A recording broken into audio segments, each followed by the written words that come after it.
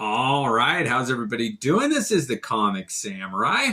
I want to welcome you to my next video. And tonight we're going to be wrapping up my series on Wish I Could Have Shown comics. These are ones that I had out and was planning on featuring in some other videos, but for one reason or another, they got cut. And I'd be remiss if I didn't give them a little time in the spotlight before I put them back in their long boxes. So let's go ahead and jump right in.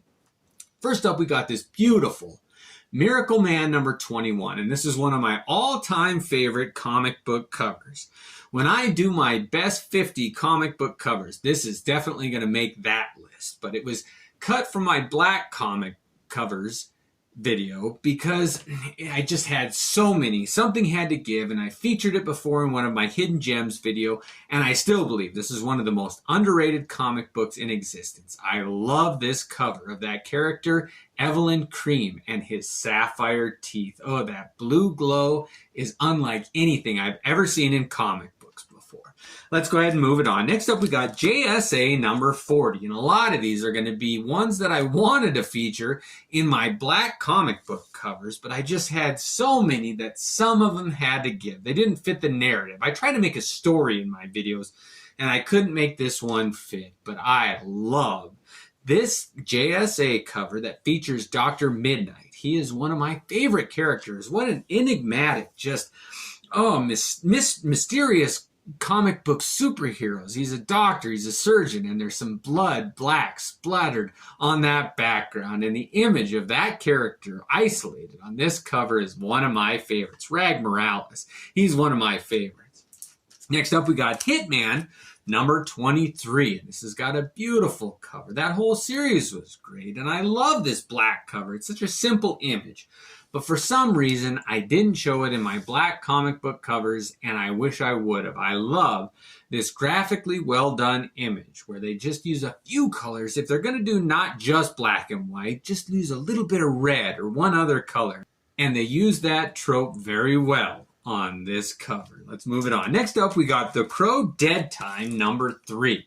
J.O. Barr only did a few Crow comic covers for his first series, and he didn't do very many after that either. He didn't work on the Crow. He didn't do the interior work here, but he did this cover, and I think it's right up there with a lot of them that he did from his first run. And for his second outing, this is my favorite cover of those. What a great, mostly black, J.O. Barr Crow comic book covers. I love it. I almost did it for the moon cover too. That beautiful yellow pregnant moon hanging in the sky above the Crow. I love that comic.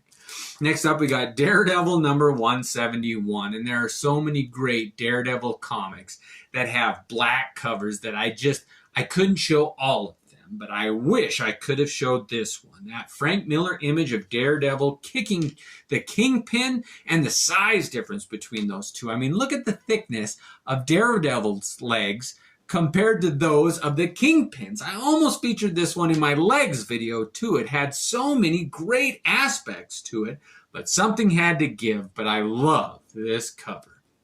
Next up, we got Daredevil number 188. And I love this Black Widow Daredevil Frank Miller cover with a helpless Daredevil bound by the Black Widow. And you never think of her as a spider, really. You just think of her as this super able heroine, and you never really get that spider aspect of her. But in the background, that web-like design that Frank Miller uses, it just really reminds you that the Black Widow is a heroine who has many facets to her. I love that cover. Next up is Daredevil number 293, and this is the last Daredevil, I promise, but Lee Weeks did some great comic book covers, and this is one of my favorites that he did, with Daredevil holding a gun, hovering over the fallen Punisher. I love this iteration. The only reason I didn't show it is because Daredevil is wearing his headband in this one, and I'm hard-pressed to show any Punisher comics from that time period when he wore the headband. It just didn't sit well with me. But regardless, I love this Daredevil black cover.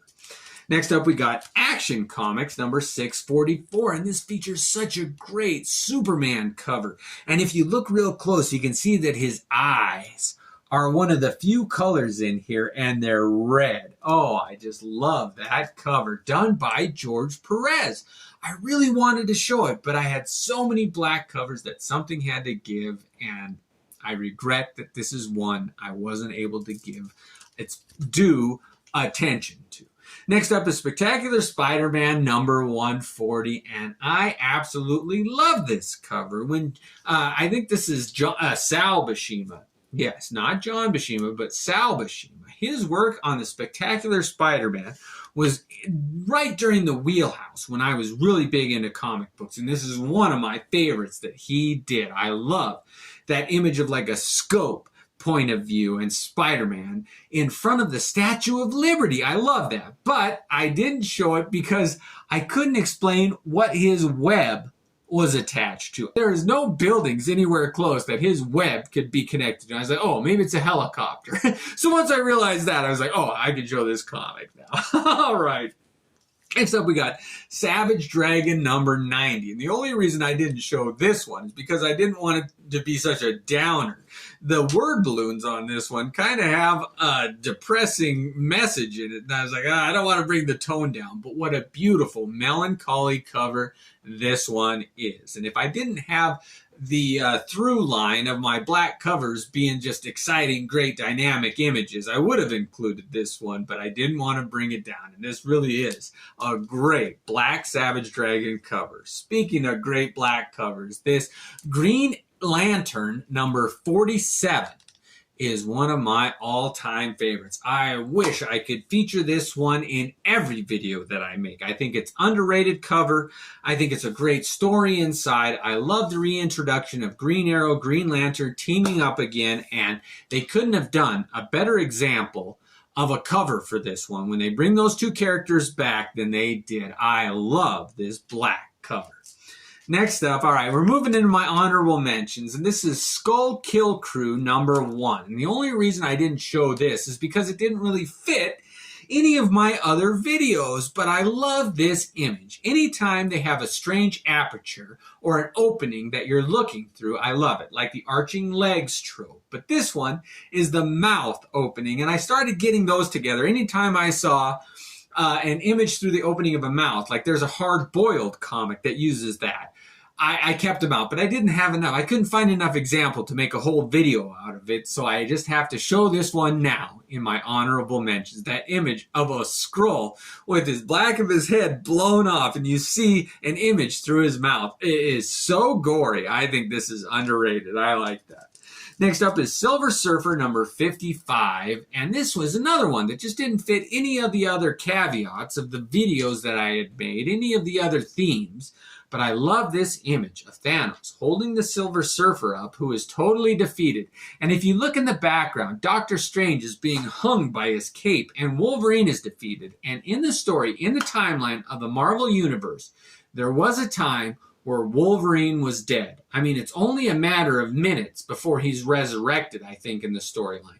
But for those few minutes, this is an image of a deceased Wolverine and all the other heroes. I mean, Wolverine's my favorite, so I really cared about him.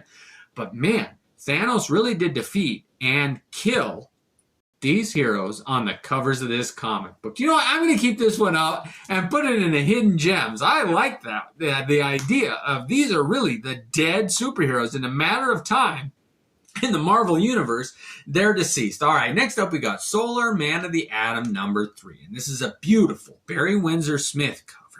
And I just love the colors, the inking, the dynamic layout. I really do believe that these characters are flying when I look at it. And nobody can capture the texture of clouds in the background, the depth of that figure in the foreground, and the background below them. It just, everything, the color in the title, the trade dress really complements this comic book. It didn't fit any of the other genres that I had in my videos, but I had to show it before I put it back in my lawn boxes. All right, I saved the best for last. Next up, we got Silver Surfer Special number 1.